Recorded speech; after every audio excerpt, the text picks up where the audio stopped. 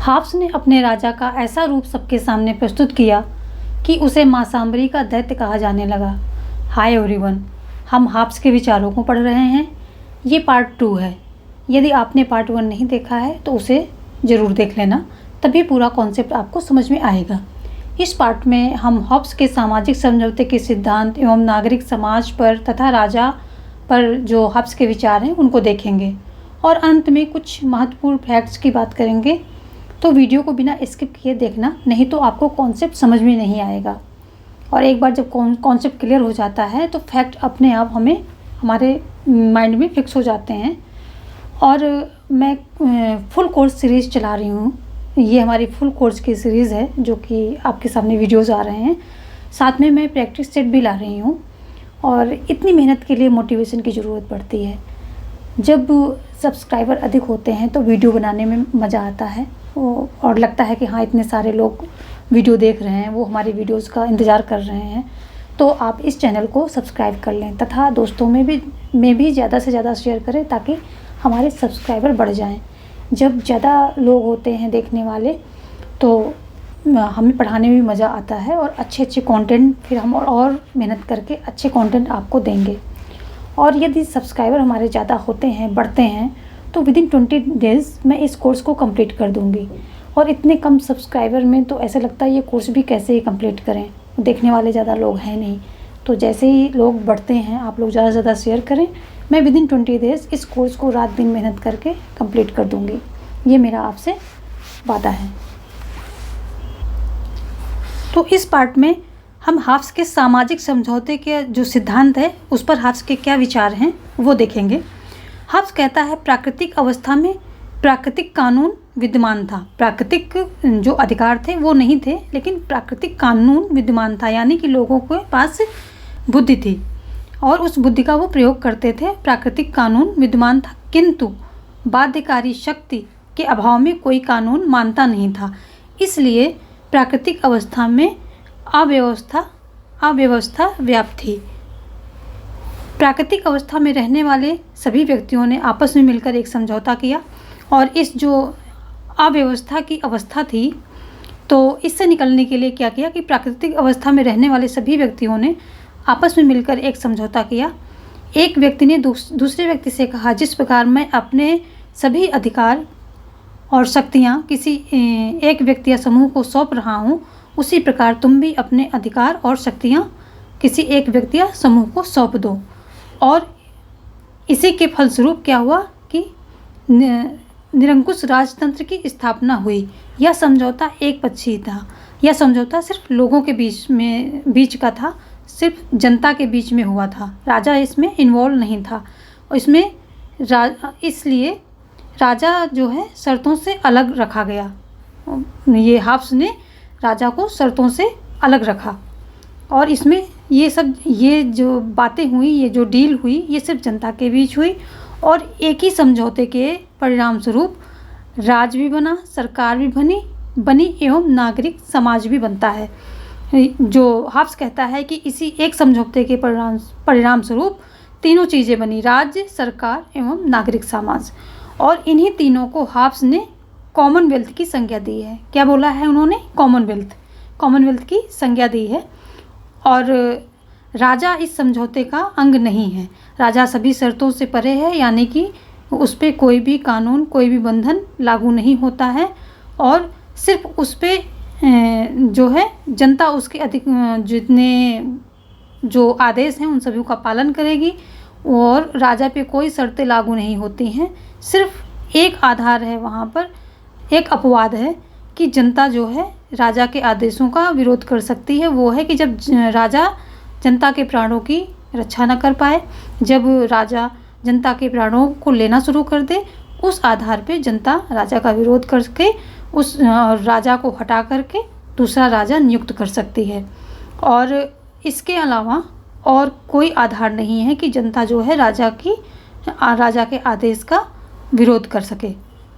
नागरिक समाज आगे हम देखेंगे। नागरिक समाज या राज्य पर विचार। तो नागरिक समाज पर विचार देते हुए हाफ्स कहता है कि जो राजा है सभी कानूनों से ऊपर है, यहाँ तक कि चर्च से भी उसको ऊपर रखा है। और समझौता एक पक्षी है, यानी कि समझौता जो है सिर्फ जनता या लोगों के बीच हुआ है, अर्थात राज्य का जन्म जनता के आपसी समझौते से हुआ है और इस समझौते में शासक शामिल नहीं है। ये मेन पॉइंट है कि इस समझौते में शासक शामिल नहीं है, अतः शासक किसी शर्त के तहत बंधा नहीं है। हाब्स ने इसी को निरंकुश राजा या संप्रभु कहा है और जो हाब्स का निरंकुश शासक है उसे लेवियाथन कहा है। हाब्स ने अपने निरंकुश शासक को क्या कहा है? लेवियाथन कहा है। और इस लेवियाथन का इन्होंने जो हाब्स ने एक विकराल रूप दिखाया है कि वो बड़ी सी तलवार के समुद्र के बीच में जो खड़ा है, आधा धड़ उसका पानी के ऊपर है और ऐसे करके वो उसका एक निरंकुश रूप दिखाने की कोशिश की है। अपनी बुक लेवियाथन में जो इसका चित्र दिया है वो इस प्रकार दिया है। और ये हाब्स कहता है संप्रभु सभी कानूनों से ऊपर है, संप्रभु के आदेशों को जनता अस्वीकार नहीं कर सकती है और केवल एक आधार पर विरोध किया जा सकता है, वह है आत्मरक्षा। यदि राजा जनता के प्राणों की रक्षा न कर सके या प्राण लेना शुरू कर दे तो इस आधार पर राजा का विरोध जनता कर सकती है और उस राजा को हटा करके एक नया राजा नियुक्त कर सकती है, क्योंकि राजा जो है दैवी अधिकार जो है उस राजा के पास नहीं है। राजा जो है सामाजिक समझौते के फलस्वरूप आया है और सामाजिक समझौते का आधार है आत्मरक्षा, क्योंकि सामाजिक समझौते का सिद्धांत आत्मरक्षा का अधिकार देता है। और इसी बात में जो ये हाब्स महोदय हैं, इन्होंने अपने राजा को इतना निरंकुश बताया है और बोला है कि ये चर्च से भी ऊपर है, कोई भी शर्तों के अधीन, किसी भी कानून के अधीन नहीं है, कोई शर्तें इस पे लागू नहीं होंगी। इतना निरंकुश राजा दिखाया है हाब्स ने। तो आलोचकों ने कहा है, क्या कहा है कि हाब्स को मासाम्बरी का दैत्य कहा है कि उसके विचारों को देखते हुए उसको, क्योंकि ये मासाम्बरी में पैदा हुआ था हाब्स, तो और उसके इस तरह के निरंकुश विचारों को देखते हुए हाब्स को मासाम्बरी का दैत्य कहा है। किसने? आलोचकों ने, जिन्होंने ये हाब्स के राजा की आलोचना की है, हाब्स के विचारों की आलोचना की है, उन्होंने हाब्स को मासाम्बरी का दैत्य इसीलिए कहा है। अब हम देखेंगे राज्य एवं व्यक्ति के बीच संबंध पर विचार। हाब्स कहता है यद्यपि प्रजा राजा के विचारों का विरोध नहीं कर सकती है, फिर भी एक आधार पर राजा का विरोध किया जा सकता है, वह है आत्मरक्षा का अधिकार। राजा क्योंकि राजा सभी कानूनों से ऊपर है, लेकिन अंत में हाब्स ने कहा अपवाद स्वरूप एक आधार पर प्रजा राज्य का विरोध कर सकती है। यदि राजा प्रजा के प्राणों की रक्षा न कर सके तो उस आधार पर विरोध किया जा सकता है, क्योंकि सामाजिक समझौते का सिद्धांत जो है क्या, आत्मरक्षा का अधिकार चाहता है। और यही कहकर जो है हाब्स ने राज्य को साधन और व्यक्ति को साध्य मान लिया और व्यक्तिवाद का विचार दिया। यानी कि यही बात कह करके, वैसे तो उसने राजा को ही निरंकुश माना, व्यक्तियों की स्वतंत्रता पर उतना ध्यान नहीं दिया, लेकिन सिर्फ एक बात कह करके कि उसने जो है अगर राजा जनता के प्राणों की रक्षा ना कर सके तो जनता को अधिकार है कि राजा को बदल दे या राजा का विरोध करे। और यही एक बात कह करके जो है हाब्स व्यक्तिवादी बन जाता है, यानी कि व्यक्तिवाद का विचार देता है और व्यक्तिवादी बन जाता है। और व्यक्तिवादियों की विशेषता क्या है कि वो राज्य को साधन और व्यक्ति को साध्य मान लेता है। तो इन्होंने भी यही एक बात कह करके राज्य या राजा को एक साधन माना है और व्यक्ति को साध्य मान लिया और व्यक्तिवाद का विचार दिया। अब इसमें नोट करने वाली बात है कि हाब्स के व्यक्तिवादी होने का आधार, ये क्वेश्चन में आता है कि हाब्स के व्यक्तिवादी होने का आधार क्या है, तो उसका आधार है सामाजिक समझौता, क्योंकि सामाजिक समझौता क्या करता है,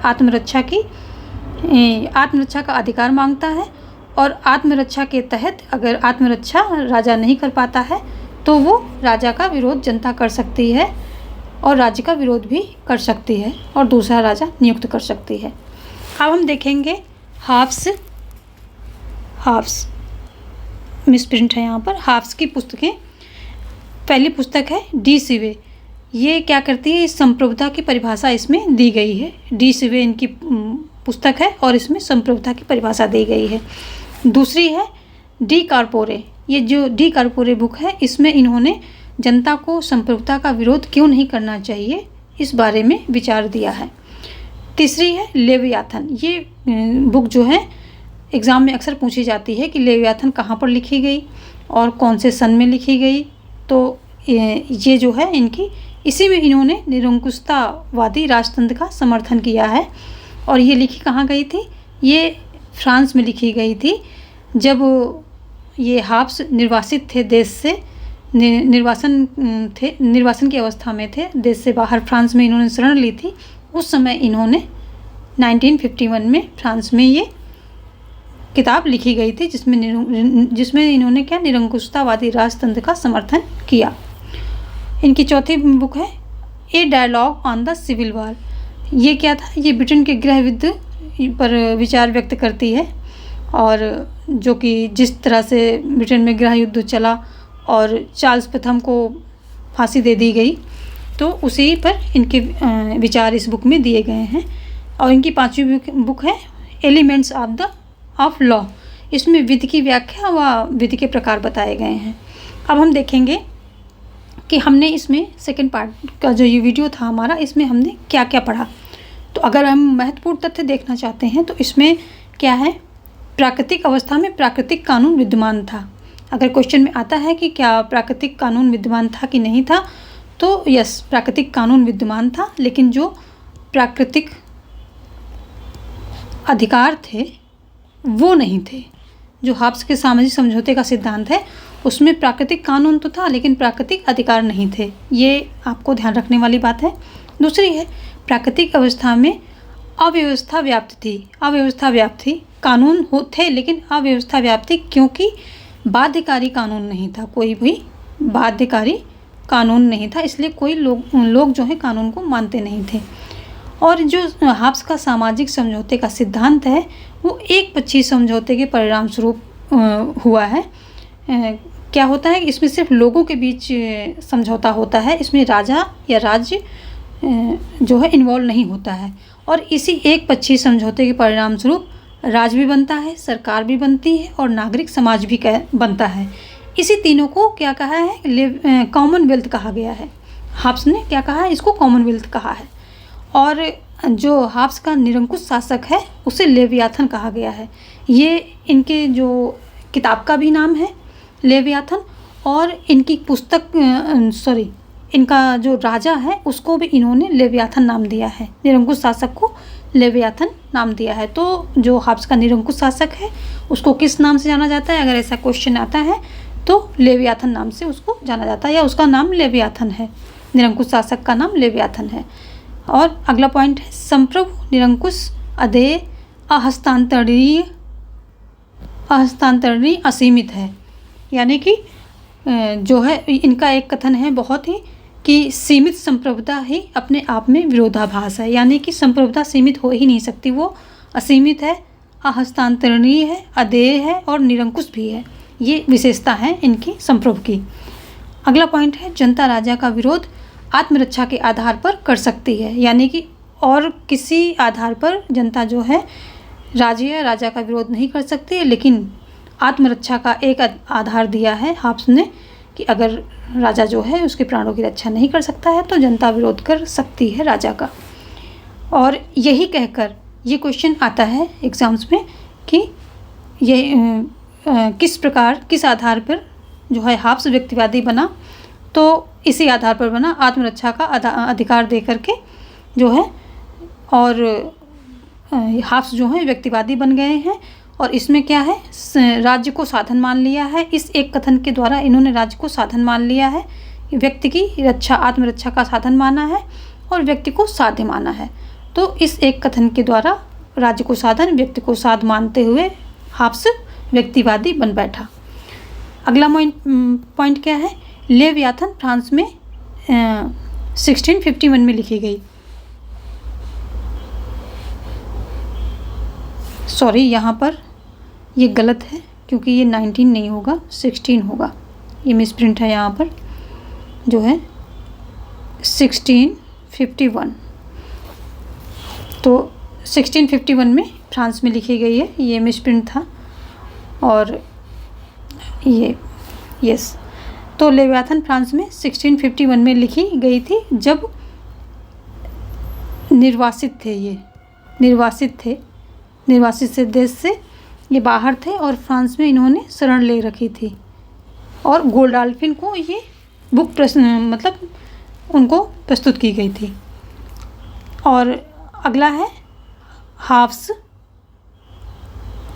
को माँ सांबरी का दैत्य कहा गया है, क्योंकि उसने अपने राजा को निरंकुश, सर्वोच्च शक्तिशाली और किसी भी कानून के अधीन नहीं, सभी कानून से अधिक ऊपर रखा है, और यहाँ तक कि चर्च से भी ऊपर रखा है। तो इसलिए इसके ऐसे निरंकुश विचारों को देखते हुए आलोचक ने हाफ्स को माँ सांबरी का दैत्य कहा है। माँ सांबरी का ही क्यों कहा है? क्योंकि माँ सांबरी जन्म स्थान है हाफ्स का। आगे अगला पॉइंट है, राजा को जो है सभी शर्तों से बाहर रखा गया, क्योंकि समझौता जो है था लोगों के बीच में था, राजा उसमें इन्वॉल्व नहीं था, और इसको सभी शर्तों से बाहर रखा गया है। समझौते की किसी भी शर्त में राजा इन्वॉल्व नहीं है। और राजा का आदेश सर्वोच्च है, ये सर्वशक्तिशाली है, निरंकुश है, और इसका आदेश ही कानून है। राजा को, जनता को इसका विरोध करने का बिल्कुल भी हक नहीं है, सिर्फ एक आधार अपवाद को छोड़ कर के, जबकि जनता के प्राणों की रक्षा करने में राजा असमर्थ हो तब। हाफ्स ने व्यक्तिवाद का विचार तो दिया, लेकिन इसे व्यक्तिवाद का जनक नहीं कहा जा सकता, क्योंकि इसने जो है हर स्तर पर राज्य का विरोध करने से मना किया है। हर स्तर पर राज्य का विरोध संभव नहीं है, इसने ऐसा कहा। सिर्फ एक स्तर पे राज्य का विरोध हो सकता है, वो है आत्मरक्षा का अधिकार। उस स्तर पर, उस कारण से राज्य का जो है विरोध हो सकता है। इसलिए इसने व्यक्तिवाद का विचार तो दिया, पर व्यक्तिवाद का जनक नहीं बन पाया। तो आगे ऐसी, अब आज के लिए बस इतना ही, और हमने यहाँ पर अपना टॉपिक हाफ्स जो है कंप्लीट कर लिया 2 पार्ट में। इसके पहले पार्ट में हाफ्स के शुरुआती जो हैं विचार हैं, और सेकंड पार्ट में इनकी सामाजिक समझौते पर विचार दिए गए हैं। और अगला टॉपिक होगा लॉक। अगला जो वीडियो हमारा आएगा वो लॉक से संबंधित आएगा। तो आगे की वीडियोज़ पाने के लिए फटाफट मेरे चैनल को सब्सक्राइब कर लो, तथा अपने दोस्तों में शेयर करो, उनसे भी वो लोग सब्सक्राइब कर लें, और जल्दी से जल्दी सब्सक्राइबर बढ़ाओ, ताकि मैं मोटिवेट हो जाऊं और आपके लिए अच्छे वीडियोज़, अच्छे कंटेंट बना करके देती रहूं। फटाफट से आपकी ये जो है पूरा कोर्स में कंप्लीट करा दूं। धन्यवाद।